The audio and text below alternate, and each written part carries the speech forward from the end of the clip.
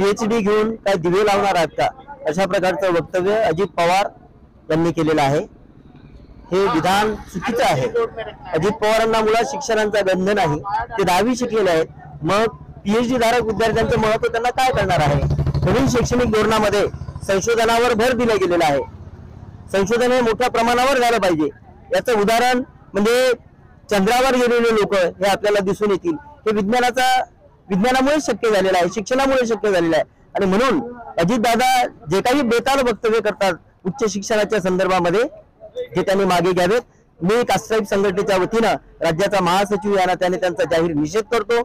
सारथी असेल, भारती असेल, महायुती असेल, या सगळ्या विद्यार्थ्यांना, संशोधन करणाऱ्या विद्यार्थ्यांना सरसकट त्यांनी शिष्यवृत्ती द्यावी, ही आमची मागणी आहे।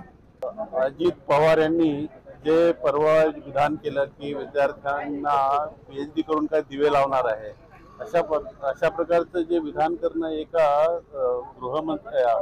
अर्थमंत्र्याला मूर्खपणाचं लक्षण आहे। कारण काय, संशोधनाच्या व्यतिरिक्त आपला देश प्रगत होत नाही आहे। पूर्ण जगामध्ये जे काही संशोधन होत आहे त्या संशोधनाच्या भरोशावरच देश आपला प्रगत देशांमध्ये मार्गक्रमण करत आहे। परंतु संशोधनाचं महत्त्व अशा मंत्र्यासारख्या व्यक्तीला जर नसेल तर अशांनी अशा पदावर राहणं काही योग्य नाही। विद्यार्थी हे जे संशोधन करत असतात या संशोधनामधून समाजाचंही साधलं जातं, देशाचंही साधलं जातं, हे त्यांना कळत नाही। त्यांना शिक्षणाचा गंध नसल्यामुळे ते त्या लेव्हलवर विचार करू शकत नाही। विद्यार्थी कोणत्या पद्धतीने मेहनत करतात आणि कशा पद्धतीने संशोधन करतात, फील्ड वर्क करावं लागतं त्यांना।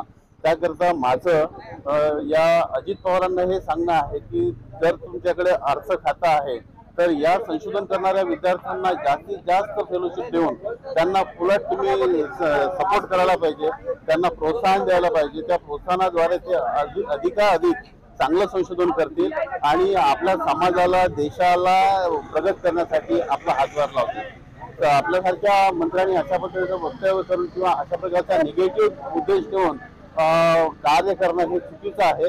तरी आपण आपला हा जे स्टेटमेंट केलेलं आहे हे स्टेटमेंट तुम्ही मागे घ्यावं आणि सगळ्या विद्यार्थ्यांना सरसकट फेलोशिप द्यावी आणि त्यांना जेवढे काही विद्यार्थी असतील त्या सर्वांनाच फेलोशिप देऊन त्यांना प्रोत्साहन द्यावं अशी माझी इच्छा आहे। काल परवाला साहेबांना महाराष्ट्र राज्याचे असंवैधानिक उपमुख्यमंत्री अजितदादा पवार यांनी पीएचडी करणाऱ्या संशोधक विद्यार्थ्यांच्या बाबतीत जे काही वक्तव्य केलेलं आहे की पीएचडी करून तुम्ही काय दिवे लावणार आहात का, याचा सर्वप्रथम एक संशोधक विद्यार्थी म्हणून मी या वक्तव्याचा जाहीर निषेध करतो। दादा, पीएचडी करणं धरणात मुतणे इतकं सोपं नाहीये किंवा 70,000 कोटींचा घोटाळा करणे इतपत पीएचडी करणं सोपं नाही। एकदा पीएचडीच्या प्रोसेसमध्ये येऊन जा, पीएचडी ची प्रक्रिया काय असते ते जाणून घ्या। किमान तुम्हाला पीएचडी काय आहे याचा फुल फॉर्म तरी माहित आहे का, हा माझा सरळ आणि साधा तुम्हाला प्रश्न आहे पीएचडीचा विद्यार्थी म्हणून।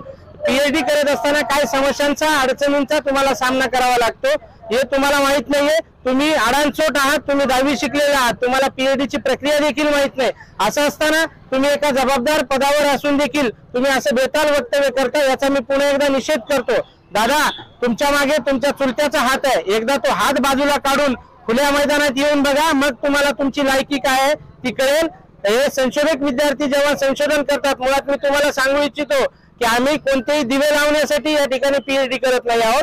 तर समाजाच्या ज्या काही समस्या आहेत, समाजामध्ये जे काही प्रॉब्लेम्स निर्माण झालेले आहेत त्या समस्या सोडवण्यासाठी आमच्याकडून काही उपाययोजना करता येतील का, एक संशोधक विद्यार्थी म्हणून, एक समाजाचा प्रतिनिधी म्हणून मला माझ्या समाजासाठी काही करता येऊ शकतं का, त्या अनुषंगाने आम्ही वेगवेगळे विषय घेऊन या ठिकाणी संशोधन करत असतो। आणि आमच्या संशोधनाच्या माध्यमातून आम्ही तुम्ही जी काही धोरणं ठरवता तर त्या धोरणं ठरवण्याचं काम सुद्धा आम्ही जे संशोधन केलेलं आहे त्या संशोधनाच्या आधारे तुमच्याकडून होत असतं, हे तुम्ही सर्वप्रथम लक्षात घ्या। पीएचडी करणं इतकं सोपं नाहीये दादा।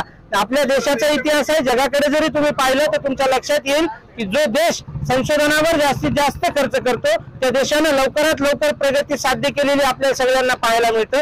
भारताचं दुर्दैव आहे की इतर देशांच्या तुलनेत तर कमी प्रमाणात आपण खर्च करतोच, परंतु जीडीपीच्या फक्त 0.5 म्हणजे अर्धा टक्का खर्च आपण संशोधनावर करत आहोत। यावरून आपल्या देशाचं काय भवितव्य असेल याची चिंता एक संशोधक विद्यार्थी म्हणून मला वाटते। आपण भारत विकसित भारत 2047 कडे जात आहोत। एसडीजीचे जे काही गोल्स आहे, सस्टेनेबल डेव्हलपमेंट गोल, त्यातलं एकही गोल आपण फुलफिल केलेलं नाही।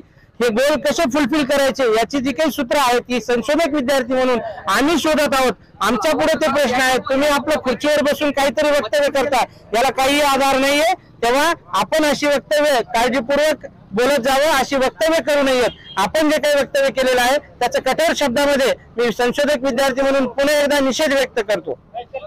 काल 12 तारखेला जे अजितदादांनी वक्तव्य केलेलं आहे की संशोधक विद्यार्थ्यांनी जे पीएचडी करून काय दिवे लावणार आहेत, मला दादाला एवढंच सांगायचं आहे की ज्या पद्धतीने दादांनी सकाळी सकाळी इकडून तिकडून इकडं बेंडूपुड्या मारण्या एवढं संशोधन करणं हे सोपं नाही। ज्या पद्धतीने तुम्ही बेताल वक्तव्य मागबी केलेलं होतं शेतकऱ्यांच्या अनुसरून, जर धरणात पाणी येत नसेल तर काय मी मुतू का, एवढं पण ते सोपं नाही संशोधन करणं। आम्हाला या 5 वर्षामध्ये BRC RRC या प्रक्रियेला समोर जावं लागतं, फील्ड वर्कवर काम करावं लागतं आणि दर्जेदार पद्धतीने संशोधन करावं लागतं। त्यासाठी दादांना फक्त 10वी पास होऊन हे संशोधन करणं तेवढं सोपं नाही। पीएचडीचा दादाला अर्थ सुद्धा माहित नाही।